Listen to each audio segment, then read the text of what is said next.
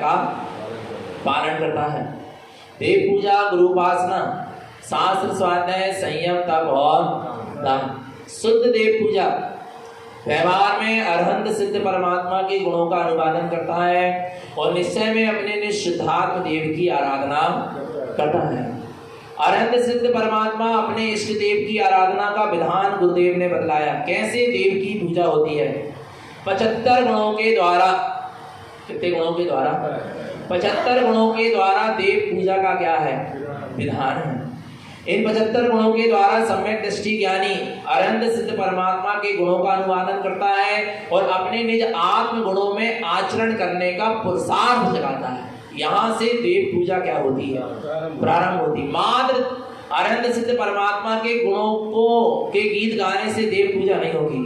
अरहंत सिद्ध परमात्मा के गुणों के गीत गाने के साथ साथ अपने आत्मा के गुणों को प्रकट करने का पुरुषार्थ क्या होगा? जिस दिन प्रारंभ होगा उस दिन हमारी देव पूजा क्या होगी? प्रारंभ होगी। तो ऐसे 75 गुण हैं जिनके द्वारा हम देव की पूजा करते हैं।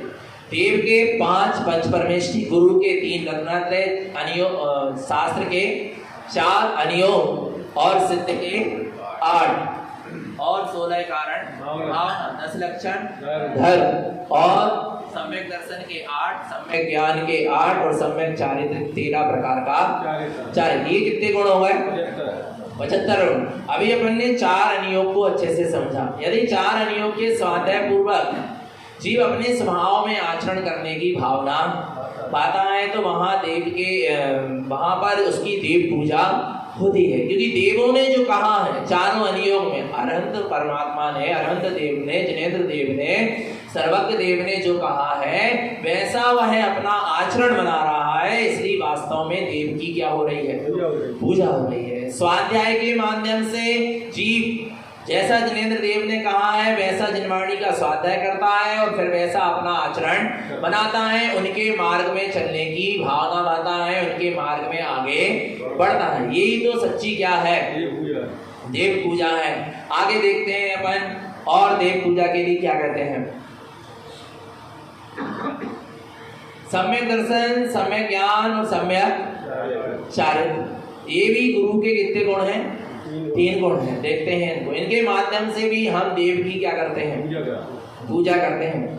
श्रियं सम्यक दर्शन चा सम्यक दर्शन बुद्धमं सम्यक्तं संपूर्णं शुद्धं चा तीर्थं पंच देवतेयं। श्रियं सम्यक दर्शनम च। श्रेष्ठ सम्यक दर्शन क्या है? कौन सा सम्यक दर्शन? श्रेष्ठ सम्यक दर्शन। सम्यक दर्शन अपने आप में श्रेष्ठ है। और श्रेष्ठ सम्यक दर्शन क्या है? सम्यक दर्शन मुद्धम, अर्थात जहाँ पर जीव अपने सम्यक स्वरूप का क्या कर लेता है? दर्शन कर लेता है, अपने सत्स्वरूप का सच्चा श्रद्धान कर लेता है, अनुभूति श्रद्धान कर लेता है। भाई सच्चा क्या है? सम्यक दर्शन है। सम्यक्तम संपूर्णम शुद्धम, अपना परिपूर्ण शुद्ध स्वरूप का जहाँ श्रद्धान प्रकट होता है। तीर्थम पंचदीप्तियम, अपने पंचम दीप्तिमय केवल ज्ञान स्वभाव का जहाँ श्रद्धान प्रकट होता है वहां पर श्रेष्ठ सम्यक दर्शन होता है। आगे देखो। श्रियं सम्यक दर्शनं शुद्धं श्रींकारेण उत्पादन्ते सर्वज्ञं च मयं शुद्धं श्रियं सम्यक दर्शनम। श्रेष्ठ सम्यक दर्शन जहाँ प्रकट होता है अपने शुद्ध स्वरूप का दर्शन होता है, अपने शुद्ध स्वरूप की शुद्ध अनुभूति होती है, अपने शुद्ध स्वरूप का शुद्ध वेदन होता है। आत्मा शुद्ध है तो आत्मा का वेदन भी कैसा होना चाहिए? शुद्ध होना चाहिए। आत्मा शुद्ध है तो आत्मा की अनुभूति भी शुद्ध होना चाहिए। आत्मा शुद्ध है तो उसका दर्शन भी कैसा होना चाहिए? शुद्ध होना चाहिए। शुद्धम श्रियं श्रियंकारेण उत्पादन, जहां पर अपना श्रियंकार अर्थात ज्ञान लक्ष्मीमयी चैतन्य स्वभाव क्या होता है? उत्पन्न होता है। सर्वज्ञम मयम शुद्धम, वहां जीव अपने आप को सर्वज्ञमयी शुद्धात्मा देखता है। कैसा देखता है? मैं कैसा हूँ? सर्वज्ञमयी हूँ, 3 लोक का ज्ञाता दृष्टा हूँ। ऐसा उसके ज्ञान, उसके श्रद्धान में झलकता है, उसके अनुभव में, उसकी दृष्टि में ऐसा आ जाता है कि मैं सर्वज्ञ स्वभावी हूँ। कैसा हूं मैं? सर्वज्ञ स्वभावी माने पूर्ण ज्ञाता। क्या कैसा हूं मैं?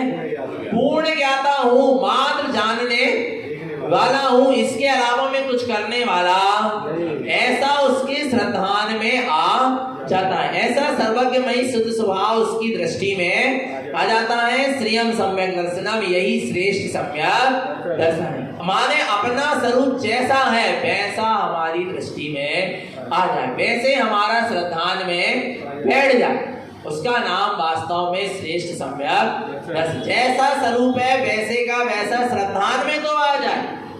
काय में आ जाए? जैसा स्वरूप है वैसे का वैसा कहाँ आ जाए? अपने श्रद्धान में बैठ जाए, अपने श्रद्धान में आ जाए, और उस श्रद्धान से फिर हम कभी डिगे ना। ये सम्यक दर्शन की साधना है, और यही सच्चे देव की सच्ची क्या है? जिस दिन तुम ऐसे सम्यक स्वरूप के श्रद्धान में दृढ़ अटल अचल हो जाओगे, उस दिन वास्तव में आपने देव की क्या करी है? पूजा करी है।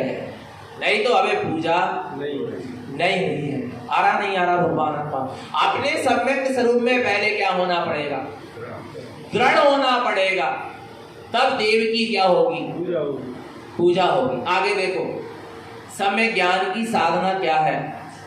सम्यक ज्ञान के माध्यम से किस तरह जीव सच्चे देव की आराधना करता है। कुल मिला के जिनेंद्र देव कह रहे हैं तुम हमें पूजो ना पूजो, पर तुम अपने मोक्ष के मार्ग पर चलो, अर्थात सम्यक दर्शन ज्ञान चारित्र के मार्ग पर चलो। तो ये समझ लेना कि हमारी क्या हो रही है? पूजा हो रही। वास्तव में जिनेंद्र देव की पूजा तभी है जब जीव सम्यक दर्शन ज्ञान चारित्र के मार्ग पर क्या हो जाए? चलने लगे। आगे देखो, ज्ञानम च सम्यक्तं सुतं संपूर्णं त्रिलोक्यमुद्यमं सर्वज्ञं पंचमयं सुतं पदविंदम केवलम ध्रुवम। ज्ञानम च सम्यक्तं शुद्धम, जहाँ सम्यक शुद्ध होता है वहाँ ज्ञान भी क्या होता है? शुद्ध होता है। जहाँ शुद्ध सम्यक ज्ञान प्रकट होता है, संपूर्ण त्रिलोक मध्यमम, तीनों लोक को जानने वाला स्वरूप तेरी दृष्टि में आ जाता है। तीनों लोक का ज्ञाता तेरी दृष्टि में आ जाता, अर्थात तेरा अनंत ज्ञान स्वरूप। कौन सा ज्ञान स्वरूप? आत्मा कितने ज्ञान वाला? अनंत ज्ञान। वो अनंत ज्ञान वाला परिपूर्ण संपूर्ण स्वरूप उसके ज्ञान में झूलने लगता है, अर्थात ज्ञान की शक्ति अनंत ज्ञान में लगने लगती है। काय में? जो अनंत ज्ञानमय स्वरूप है उसमें ज्ञान उपयोग की शक्ति उसमें लगने लगे। जो ज्ञान उपयोग की शक्ति पर पदार्थों में लगी है, जड़ पदार्थों में लगी है, फुदगल आदि में लगी है, मोह राग आदि विभाव परिणामों में जो ज्ञान की शक्ति है, वह ज्ञान की संपूर्ण शक्ति कहाँ लगने लगे? कहाँ? अपने अनंत ज्ञानमयी स्वरूप में लगने लगे। यही सम्यक ज्ञान की साधना है, यही सच्चे देव की क्या है? पूजा है। क्योंकि ये ज्ञान की शक्ति जब तेरे ज्ञान स्वभाव में लगेगी तो सर्वज्ञम पंचमयम शुद्धम, तुझे पंच ज्ञान क्या होंगे? प्रकट होंगे, शुद्धता पूर्वक प्रकट होते चले जाएंगे। सुमति सुश्रुत सुअवधि मन है पर्याय और केवल ज्ञान सर्वज्ञम, और एक दिन तुझे सर्वज्ञ दशा प्रकट हो जाएगी। ये सर्वज्ञ दशा को प्रकट करने का पुरुषार्थ जिस दिन तेरे भीतर जागेगा उस दिन सर्वज्ञ प्रभु की तू पूजा करेगा, तब तू सर्वज्ञ प्रभु का पुजारी कहलाएगा।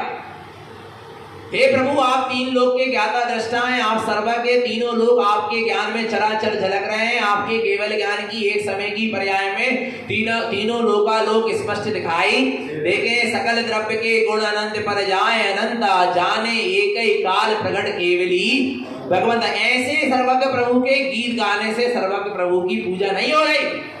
तनक मनक पुण्य तो क्या हो जाएगा? बन जाएगा। पर पूजा जब होगी जब तू भी उनके जैसे सर्वज्ञ पने को प्रकट करने का ज्ञानमयी पुरुषार्थ प्रकट करे। जिस दिन तेरा ज्ञान का पुरुषार्थ प्रकट होकर तेरा ज्ञान उपयोग तेरे ज्ञान स्वभाव में लगते हुए पंच ज्ञान की शुद्धि को प्रकट होगा, उस दिन तेरे सर्वज्ञ देव की क्या होगी? पूजा होगी। आया भगवान आत्मा पदविंदम केवलम ध्रुवम, जो अपने ज्ञान में निर्विकल्प केवल ज्ञान में ध्रुव पद को भेदन करता है। किसको? कौन से? निर्विकल्प में केवल ज्ञान में ध्रुव पद का क्या करता है? वेदन करता है, अनुभव करता है। उस दिन केवल ज्ञानी परमात्मा की क्या होती है? पूजा होती है। वो केवल ज्ञान तेरे ज्ञान में झूले, जिसे केवल ज्ञानियों ने प्रकट कर लिया है। नहीं आ रहा भगवान आत्मा? केवल ज्ञानी के ज्ञान में तीनों लोग झूल रहा है, पर तेरे ज्ञान में कम से कम केवल ज्ञान तो झूल जाए। नहीं आया? केवल ज्ञानी के ज्ञान में तीनों लोग झलक रहा है, पर तेरे ज्ञान में कम से कम क्या झलक जाए? तेरा केवल ज्ञान स्वभाव झलक जाए। जिस दिन तेरे ज्ञान में तेरा केवल ज्ञान स्वभाव झलकेगा, अर्थात जिस दिन ज्ञान का ज्ञान ही मात्र रह जाएगा। क्या क्या क्या? अभी ज्ञान के क्या क्या बने हैं? शरीर, संसार, भोग, विषय, पुद्गल के फिर ज्ञान के विषय बने। ज्ञान के बने? ज्ञान इनको जान रहा है, मोह, राग, द्वेष, मन, वचन, काय की क्रिया, इनको जानने में लगा। ज्ञान ने पर को के बना के बैठा है, तब तक केवल ज्ञानी की पूजा नहीं है। आ रहा नहीं आ रहा भगवान आत्मा? केवल ज्ञानी की तब पूजा है जब इस ज्ञान का विषय अपना ही ज्ञान स्वभाव बन जाए, तब केवल ज्ञानी की क्या है? पूजा है। आ रहा नहीं आ रहा भगवान आत्मा? तेरे ज्ञान का तेरा ज्ञान स्वभाव ही बन जाए, तेरे ज्ञान में तेरा केवल ज्ञान स्वभाव ही जल के, तेरे ज्ञान में केवल मात्र ज्ञान ज्ञान ज्ञान ही जिस दिन वर्तने लगेगा, उस दिन केवल ज्ञानी देव की क्या होगी? पूजा होगी। और नहीं तो अबे पूजा होने वाली तू पर को ही, और एक केवल ज्ञानी को भी ज्ञान का विषय बना रहा है, तो उससे पुण्य का वन कर रहा है। अभी पूजा नहीं हो रही। क्या नहीं हो रही? पूजा नहीं। और केवल जैसे तीर्थंकर भगवान को केवल ज्ञान हो गया, वो हमारे ज्ञान का विषय बन गया कि उन्हें क्या हो गया? उनके केवल ज्ञान के गीत क्या करने लगे। ठीक है, अच्छी बात है, मना नहीं कर रहा है। साक्षात केवल ज्ञानी को भी यदि तू अपने ज्ञान का क्या बना रहा है विषय, तो अभी केवल ज्ञानी की वास्तविक आराधना नहीं हो रही, वास्तविक पूजा नहीं हो रही। तो फिर भगवान आत्मा केवल ज्ञानी के नाम पर जड़ को तू केवल ज्ञानी स्वीकार करे। विचार करो तो कहां देव पूजा प्रारंभ हो? अरे यहाँ तो स्वयं के ज्ञान का विषय क्या बने? स्वयं के ज्ञान का विषय स्वयं का ज्ञान स्वभाव बने। अनंत ज्ञान में सर्वज्ञ स्वभाव जिस दिन तेरे ज्ञान का विषय बनेगा, उस दिन केवल ज्ञानी परमात्मा की क्या होगी? पूजा होगी। भगवान महावीर स्वामी के समोसरण में कितने सारे जीव गए, पर पूजा किसने कर पाई? बोलो, पूजा किसकी हो पाई? बोलो ना। जिसने केवल ज्ञानी महावीर को अपने ज्ञान का विषय बनाया, उसकी पूजा नहीं हो पाई। जिसने केवल ज्ञानी महावीर जैसे अपने ज्ञान स्वभाव को अपना क्या बनाया? विषय बनाया, उसकी क्या हुई? उसकी पूजा प्रारंभ हुई। और ऐसी पूजा प्रारंभ हुई राजा श्रेणिक की, जिसने अपने ज्ञान का विषय अपने ही ज्ञान स्वभाव को बनाया। आ रहा नहीं आ रहा भगवान आत्मा? यदि वो महावीर को अपने ज्ञान का विषय बनाते, तो जिस दिन महावीर मोक्ष चले जाते, उस दिन राजा सैनिक का ज्ञान का विषय भी समाप्त हो जाता। परंतु राजा सैनिक ने महावीर को ज्ञान का विषय नहीं बनाया, महावीर के केवल ज्ञान को भी अपने ज्ञान का विषय नहीं बनाया। राजा सैनिक ने अपने ज्ञान स्वभाव को अपने ज्ञान का विषय बनाया, तो उसका ज्ञान स्वभाव जो उसका ज्ञान का विषय है, वो उसके साथ अभी भी नरक में है, इसलिए वो आनंद में है। नहीं आ रहा भगवान आत्मा? तुम अपने ज्ञान का विषय किसको बना रहे हो?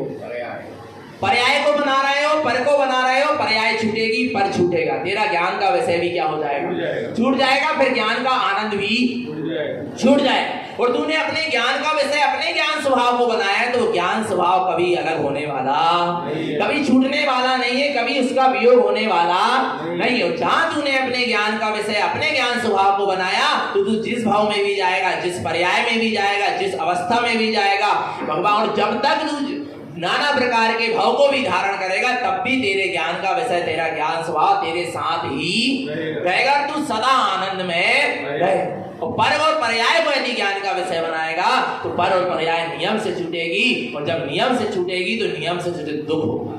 इसलिए ज्ञान का विषय किसको बनाना है? किसको बनाना है? अपने ज्ञान स्वभाव को। आ रहा नहीं आ रहा भगवान आत्मा?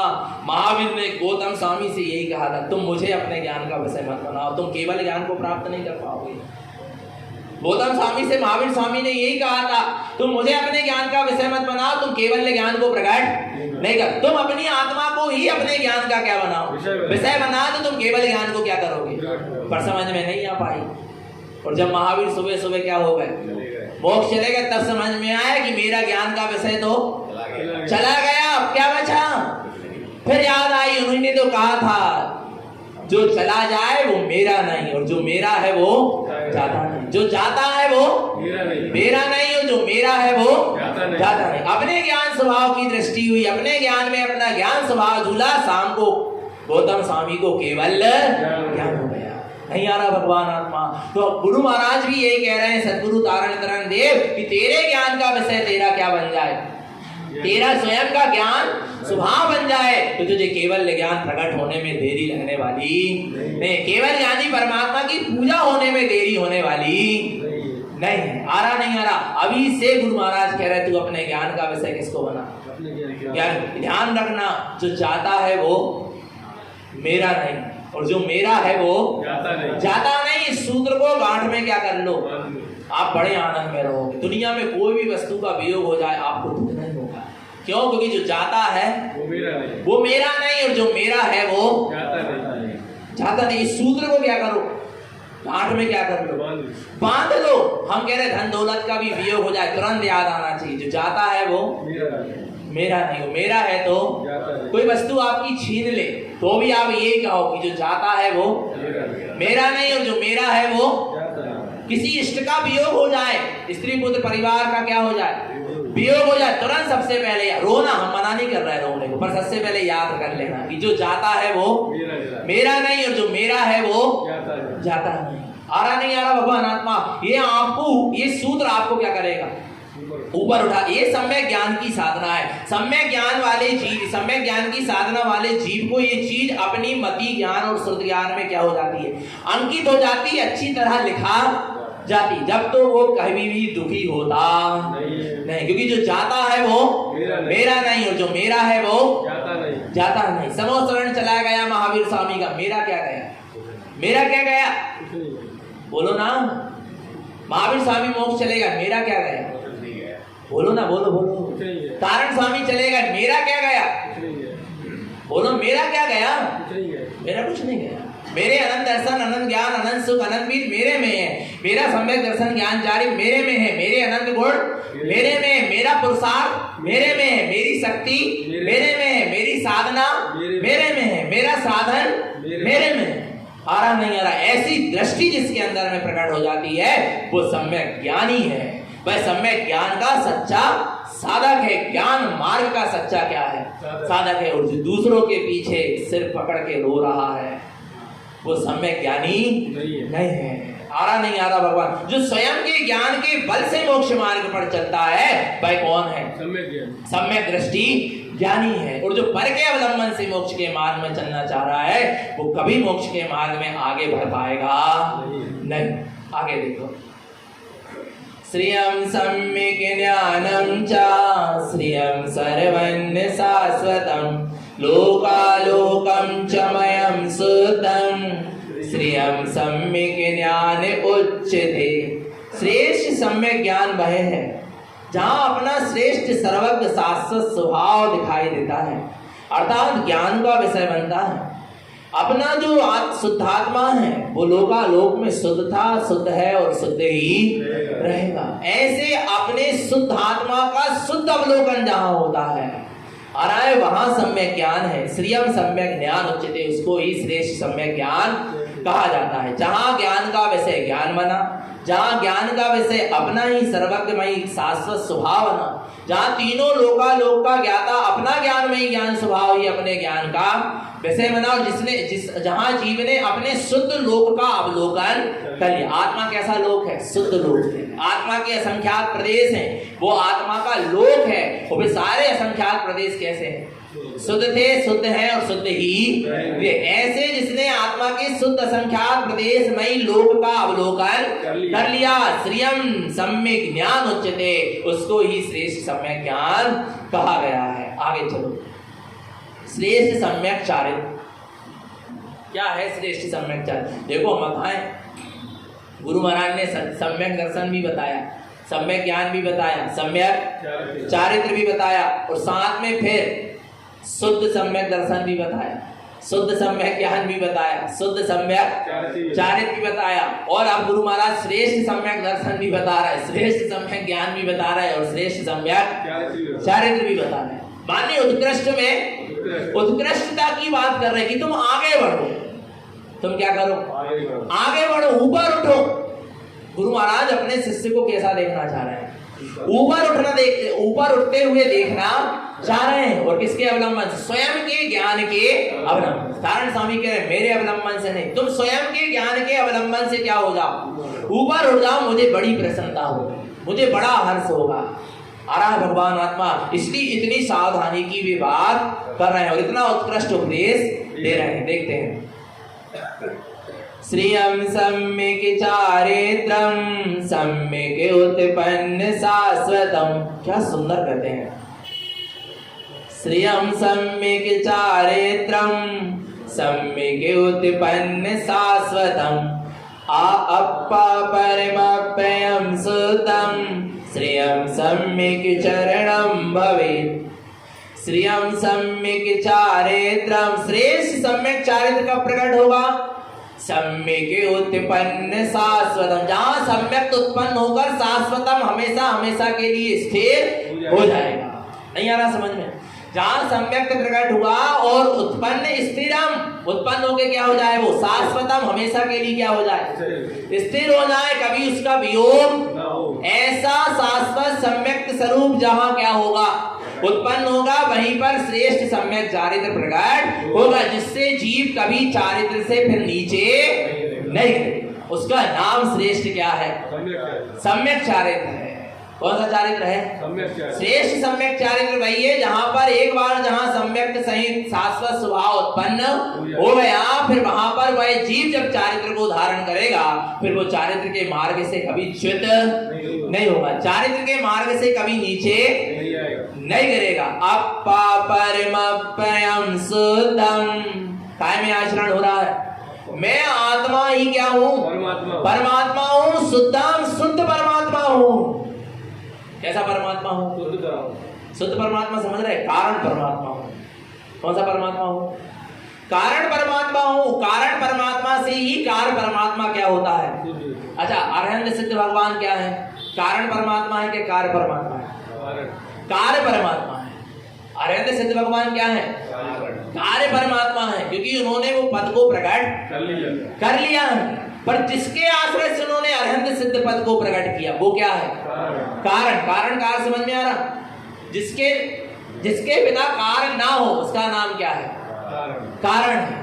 जिसके बिना क्या ना हो, कारण ना हो, उसका नाम क्या है, कारण है। आ रहा, तो अरहंत सिद्ध परमात्मा की जो अरहंत सिद्ध दशा प्रकट हुई वो क्या है, कार्य परमात्मा। पर वो प्रकट कहां से हुई, कहां से हुई, कारण। उनका कारण क्या था, उनका शुद्ध परम पारणामिक भाव।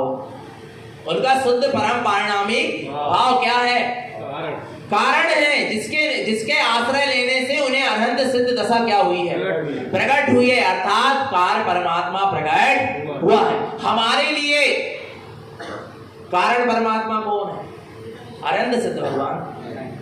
हमारे लिए हमारा परम पारणामिक शुद्ध चैतन्य स्वभाव ही हमारे लिए क्या है, कारण है। और हमारी ही उस कारण परमात्मा का जब हम आश्रय लेंगे, अर्थात अपने शुद्ध परम पारणामिक चैतन्य स्वभाव का जब हम आश्रय लेंगे, तो हमारी दशा में जो अरहंत सिद्ध दशा क्या होगी, पर्याय प्रकट होगी, वो क्या कहलाएगी, कार्य परमात्मा। कारण और कार्य एक ही द्रव्य में लगते हैं, काय में लगते हैं, ध्यान रखना।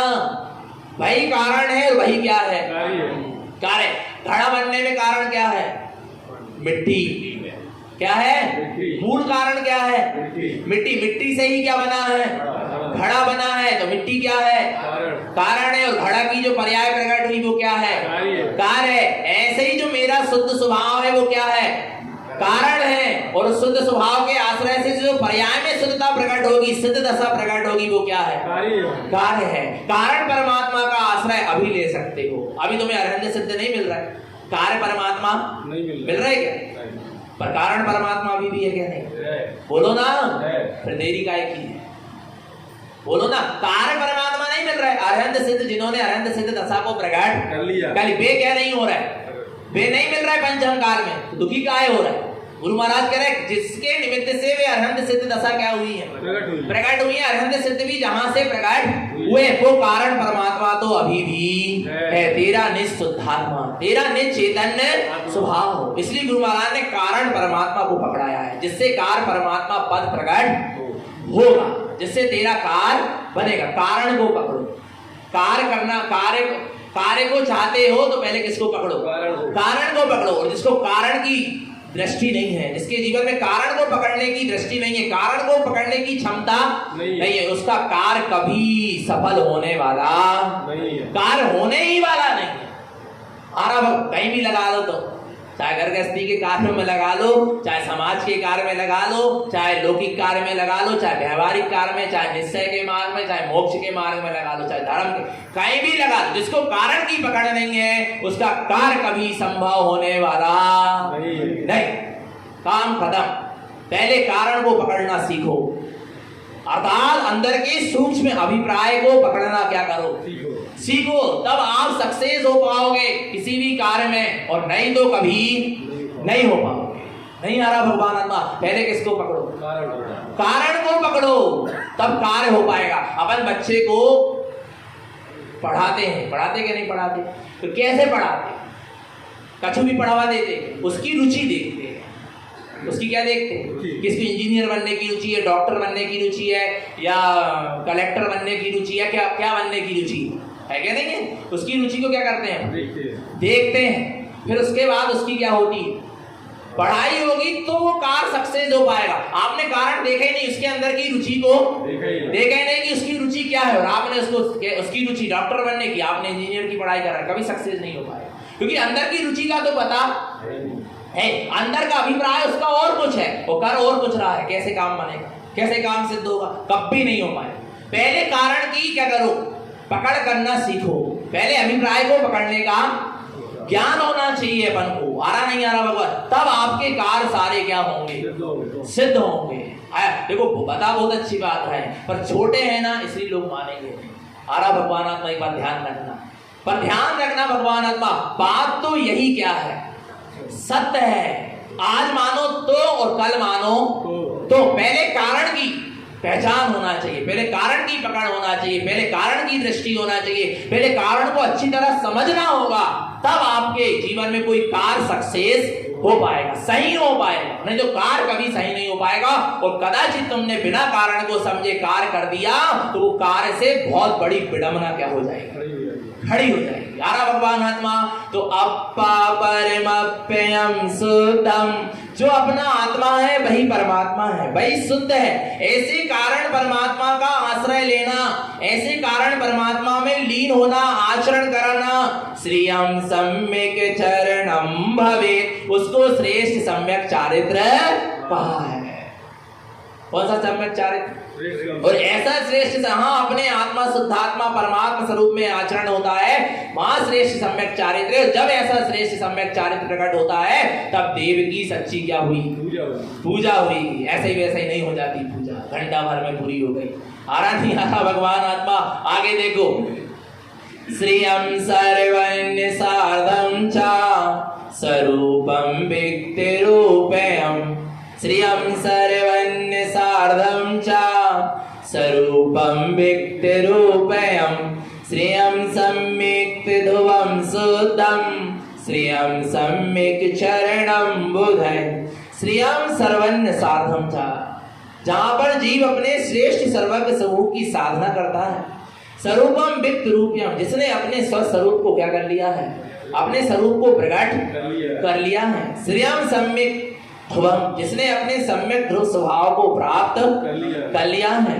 श्रियम सम्यक चरणम ध्रुव उदय, ये सब किसका काम है? श्रेष्ठ सम्यक चारित्र का। जहां श्रेष्ठ सम्यक चारित्र होता है, जहां स्वरूप में आचरण होता है, जहां परम पारमार्थिक शुद्ध भाव अपने परमात्मा सत्ता में आचरण होता है, वहां सर्वज्ञ स्वभाव की साधना होती है, वहां अपना स्वस्वरूप का रूप प्रकट हो जाता है, और भगवान आत्मा वही श्रेष्ठ ध्रुव स्वभाव शुद्ध सिद्ध पद की प्रकटता होती है। ऐसे श्रेष्ठ सम्यक चारित्र के मार्ग में क्या करना है? आगे बढ़ना। आज ये 75 गुण क्या हो गए? पूरे हो गए, समाप्त नहीं हुए। क्या हो, समाप्त नहीं होते यहाँ कुछ, यहाँ क्या होता है, पूर्ण होता है। यहाँ स्थाप होता है और तिलक होता है, यहाँ समापन अमापन नहीं होता। एक बात ध्यान रखना, न विसर्जन होता है। आ रहा नहीं आ रहा भगवान आत्मा, यहाँ क्या होता है, पूर्णता होती है। आ रहा नहीं आ रहा, स्थाप होगा और क्या होगा, पूर्णता, तिलक होगी। ये 75 गुण आज क्या हुए, पूर्ण हुए। जिस दिन 75 गुणों के द्वारा तुम्हारी वास्तव में दृष्टि उत्पन्न हो जाएगी, 75 गुणों में जिस दिन आचरण होगा, उस दिन सच्ची देव पूजा होगी। देखो पढ़ो, 75 गुण वेदन्ते सार्धं च शुद्धं ध्रुवं पूजितं स्तुतं जैने भव्य जन शुद्ध दृष्टितम। प्रमाण प्रमाण, शुद्ध दृष्टि कौन है, सम्यक दृष्टि कौन है? 75 गुण वेदन्ते, जो इस तरह 75 गुणों का क्या करता है, वेदन करता है। आगे देखो क्या कहते हैं, सार्धं च शुद्धं ध्रुवं, इन 75 गुणों के माध्यम से अपने शुद्ध ध्रुव स्वभाव की साधना करता है। पूजितम स्तुतम जैने, वह वास्तव में क्या करता है, पूजा और स्तुति करता है। भव्य जन शुद्ध दृष्टितम, ऐसे भव्य जीव क्या है, शुद्ध दृष्टि है। देखो अपन भी पढ़ते हैं, अभी पढ़ेंगे अपन रोज 10 दिन, 75 गुणों की माध्यम से देव की क्या करेंगे, पूजा करेंगे। व्रत मंदिर विधि होगी क्या नहीं, धर्मोपदेश होगा क्या नहीं होगा। और जब धर्मोपदेश होगा तो क्या करेंगे अपन, धर्मोपदेश अर्थात वास्तव में जो बड़ी एकाग्रता पूर्वक धर्मोपदेश को सुन लेगा, पढ़ लेगा, आरा भगवान आत्मा, उसके सट आवश्यक कार्य की क्या हो जाएगी, पूर्ति हो जाएगी। मंदिर विधि करने से देव पूजा, गुरु उपासना, शास्त्र स्वाध्याय, संयम, तप और दान, इन 6 आवश्यक की क्या होती है, पूर्ति हो जाती है। और मंदिर विधि के माध्यम से अपन, आपको पता है लोग कह रहे हैं आप 24 तीर्थंकर को नहीं मानते। अरे हम 24 तीर्थंकर को क्या करते हैं, मानते, सबको मानते, और आपको पता नहीं। अपन यहाँ पर पूजा करेंगे तो एक दिन में कितनों की पूजा होगी, बता दें कितनों की होगी। अभी 10 दिन, इसलिए पूजा में चूकना मत, जब तक पूरा मंदिर ना हो जाए, मंदिर विधि समाप्त ना हो जाए, कम से कम 10 दिन तो पुण्य कमा लो, धर्म की कमाई कर लो, और 10 दिन तक माया से थोड़े का पूरे हो जाना। कम से कम 10 दिन तो अपने आत्म साधना के लिए क्या करो, निकालो। भगवान आत्मा पूरे 365 दिन तो जा ही रहे हैं घोरक धंधे में, पाप कसे कसाए, झूठ लंग फन सब में, मायाचारी में। कम से कम 10 दिन क्या करो, निकालो पूर्ण रूप से। वास्तव में सही बता रहे हैं, पूर्ण रूप से विराम लेकर धर्म ध्यान की क्या करो, आराधना साधना करो। और भगवान आत्मा इतना नहीं कर पा रहा है तो कम से कम जब तक मंदिर विधि चलेगी, जब तक धर्म ध्यान चलेगा, जब तक मंदिर में स्वाध्याय वगैरह चलेगा, तब तक तो प्रतिष्ठान क्या रहना चाहिए, बिल्कुल बंद रहना चाहिए। नहीं तो आपने कुछ नहीं करा, जैन धर्म में जन्म लेके तारण पंथ में क्या कर्तव्य निभाया, 10 दिन तो कम से कम कुछ कर्तव्य निभाओ, देव गुरु शास्त्र के प्रति, गुरु महाराज के प्रति और अपनी आत्मा के प्रति। लोगों ने कहा है कि बनिया 10 दिन कमाते हैं और साल भर बैठकर, इसका मतलब क्या है कि 10 दिन में पुण्य की क्या करते हैं, कमाई करते हैं, इतना धर्म ध्यान कर लेते हैं कि वो पुण्य उनका 365 दिन क्या होता है, चलता रहता है। पर जीवों को समझ में नहीं आ रही, आ रहा नहीं आ रहा। भगवान आत्मा आपको पता है किस किस की पूजा करेंगे। जब मंदिर विधि होगी तो सबसे पहले भगवान आदिनाथ स्वामी का क्या लगेगा, समोसरण। पूरा आदिनाथ भगवान का क्या लगेगा, पूरा आदिनाथ भगवान के समोसरण का क्या है, वर्णन है। और आदिनाथ भगवान के समोसरण के वर्णन के पहले अनंतवीर स्वामी जी को प्रसाद, माने उनको भी हमने याद किया जिनसे आदिनाथ ने प्रसाद को पाया। अनंतवीर स्वामी, आप तो कह रहे वर्तमान, हम तो भूत की भी 24, वर्तमान की भी और भविष्य की भी 24, तीनों 24 की हम एक साथ आराधना करते हैं। ये तारण बंधी है। आ रहा है भूत की माने अनंतवीर स्वामी जी को प्रसाद किसने पाया, आदिनाथ। तो अनंतवीर स्वामी भूत की 24 के हैं, उनको याद किया क्या नहीं किया। फिर देखो फिर आदिनाथ भगवान का क्या लगा, समव शरण लगा, तो आदिनाथ भगवान की भी स्तुति हुई क्या नहीं हुई, वर्तमान की 24 के। फिर 24 तीर्थंकर की स्तुति करेंगे, 24 पढ़ेंगे कि नहीं पढ़ेंगे, 24 तीर्थंकर का गुणों का अनुवादन करेंगे क्या नहीं करेंगे? तो 24 तीर्थंकर, फिर विदेश क्षेत्र भी पहुंच जाएंगे अपन, जहां सदा सर्वदा तीर्थंकर विराजमान। तो 20 तीर्थंकर विदेश क्षेत्र की, उनकी भी क्या होगी? पूजा होगी, आराधना होगी। और आगे चलो तो फिर भगवान महावीर स्वामी का भी क्या लगेगा? समव शरण लगेगा। आ रहा नहीं आ रहा भगवान आत्मा? इस भरत क्षेत्र के भूतकाल की 24वीं भी हो गई और वर्तमान की 24वीं हो गई, विदेश क्षेत्र भी पहुंच गए अपन। कितने पहुंच गए? विदेश क्षेत्र के 20 तीर्थंकर की भी क्या हो गई? वो आराधना हो गई। और अंतिम तीर्थंकर महावीर स्वामी की भी क्या हो गई? आराधना। और आगे चलो तो भगवान आत्मा राजा श्रेणी का भी वृतांत आएगा। भविष्य की 24वीं का भी क्या हो गया? प्रथम तीर्थंकर की भी क्या हो गई? आराधना हो गई। नहीं आ रहा? पर तीर्थंकर को ही तीर्थंकर मान के हमने क्या करी है? आराधना करिए। जड़ा चेतन को तीर्थंकर मान के हम आराधना नहीं करेंगे। तीर्थंकर की वाणी को ही तीर्थंकर का रूप मानकर हम उसकी क्या करेंगे? आराधना करेंगे, जैसा आचार्यों ने कहा है। समझ लेना भगवान आत्मा। और फिर तारण तरण देव के समोसरण में भी अपन पहुंचे। गुरु महाराज की पूरा वर्णन है, आप देखो भगवान आत्मा। नहीं आ रहा समझ में? कितनी महिमा अपन को क्या होना चाहिए, आना चाहिए। वास्तव में धर्म उपदेश बड़ी एकाग्रता पूर्वक, बड़ी भक्ति श्रद्धा पूर्वक क्या करो, पढ़ो और क्या करो, उसको बड़ी एकाग्रता से सुनो और समझो, सम्यक दर्शन हो जाए। क्या हो जाए? धर्म उपदेश सुनकर क्या हो जाए? सम्यक दर्शन हो जाए। क्योंकि धर्म उपदेश कौन कह रहे हैं? हम कहेंगे क्या? आप कहोगे क्या? कौन कहेगा धर्म उपदेश? यह धर्म उपदेश अतुल्य है। यह धर्म उपदेश अतुल्य है, अनिर्वचनीय है। महाधीर्थ कहे केवली पुरुष कहने सामर्थ। त्रिलोकनाथ अचिंत चिंतामणि चिंता कर रहे हैं। वे भगवान स्वयं ज्ञाता सिद्ध के जावनहारे। तीन ज्ञान में उत्पन्न हुए। परे हरे लिंग जो तीन लिंग को परिहार कर फिर जन्म नहीं धरे हैं। आनंद आ रहा है? कितना अच्छा लग रहा है ना सुनने में? आ रहा? यह धर्म उपदेश अतुल्य है, इसकी तुलना किसी से की जा सकती नहीं है। अनिर्वचनीय है, इसको वचनों के द्वारा कहा जा सकता। और जो वचनों से कह रहे हैं उनसे इस धर्म उपदेश की तुलना फिर कौन कहने में? यह धर्म उपदेश अतुल्य है, अनिर्वचनीय, महातीर्थ। कितना बड़ा है ये? महादीप खूब बड़ा है धर्मोपदेश, इसलिए इसको कोई कहने में सामर्थवान। फिर इसको कहने में सामर्थवान कौन है? महाधीर्थ कहे केवली पुरुष। कौन? केवल ज्ञानी परमात्मा ही इस धर्म के उपदेश को कहने में क्या है? सामर्थवान है। इसके अलावा तारण स्वामी कह रहे हैं हम भी नहीं है, क्योंकि हम भी वचनों से कहेंगे। और ये धर्म उपदेश कैसा है? अनिर्वचनीय है, अतुल्य है, इसकी तुलना किसी से की जा सकती नहीं है। हमारी तुम्हारी प्रतियों से इसकी तुलना नहीं हो सकती। आ रहा नहीं आ रहा भगवान आत्मा? ये धर्म उपदेश अतुल्य है, अनिर्वचनीय है, महातीर्थ कहे। महातीर्थ कहते ही अनंत ज्ञान का भंडार दिखना चाहिए, क्योंकि ये धर्मोपदेश अनंत है, अनंत है। आ रहा भगवान आत्मा? केवली पुरुष कहने सामर्थ। कौन कहने में सामर्थवान है? केवली भगवान ही कहने में क्या है? सामर्थवान है। आ रहा है? केवली पुरुष कहने सामर्थ। त्रिलोकनाथ।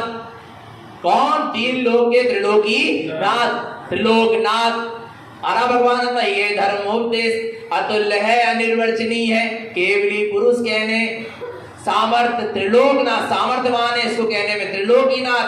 अचिंत चिंतामणि, जिनको अचिंत चिंतामणि की क्या हो गई है? उपलब्धि हो गई। जो अचिंत चिंतामणि है, चिंता कर रहित हैं, जो सारी चिंताओं से क्या हो गए? रहित हो गए हैं। आरा भगवान आत्मा चिंता कर रहित है। वे भगवान स्वयं ज्ञाता सिद्ध के जावन हारे। स्वयं के भी ज्ञाता है और सिद्ध को भी जानने वाले हैं और सिद्ध पद को प्रकट करने वाले हैं। आरा भगवान आत्मा तीन ज्ञान में उत्पन्न हुए। जन्म से ही तीन ज्ञान के धारी हैं तीर्थंकर भगवान, मति श्रुत और अवधि। आ रहा है परिहरे लिंग, जो तीन लिंग को क्या कर दिया जिन्होंने? परिहार कर दिया है। आ रहा नहीं आ रहा? तीन प्रकार के लिंग का क्या हो गया? परिहार हो गया है। भगवान आत्मा को परिहार कर फिर जन्म नहीं। स्त्रीलिंग, पुरुषलिंग, नपुंसकलिंग का क्या हो गया? छेद हो गया। और फिर जन्म नहीं डरे, जिनका दोबारा जन्म होने वाला। ऐसे अचिंत चिंतामणि त्रिलोकी नाथ केवली भगवान का हम क्या सुनेंगे? धर्मोपदेश दर्शन। सुनना क्या नहीं सुनना? क्यों तो कह रागों की सुनना है? बोलो भगवान आत्मा। आ रहा नहीं आ रहा? और इन 10 दिनों में अपन 75 गुणों के द्वारा क्या करते हैं? देव की पूजा करते हैं। देखो कैसे करते? देवांगली पूजा पढ़ेंगे ना, पंच परमेष्टि की। हाँ, और पंच परमेष्टि की भी पूजा हो गई। 4 शास्त्र के अनुयोग की भी क्या हो गई? पूजा। विचार करो भगवान आत्मा, कितना उत्कृष्ट मार्ग है। कहाँ मिलेगा ऐसा मार्ग? बोलो भगवान आत्मा। कोई तो एक दिन में एक ही भगवान की पूजा करेगा, अपन तो कितने सालों की कर रहे हैं। आया नहीं आया भगवान आत्मा? विचार करो। देखो क्या कह रहा है, अपन भी पढ़ते हैं क्या?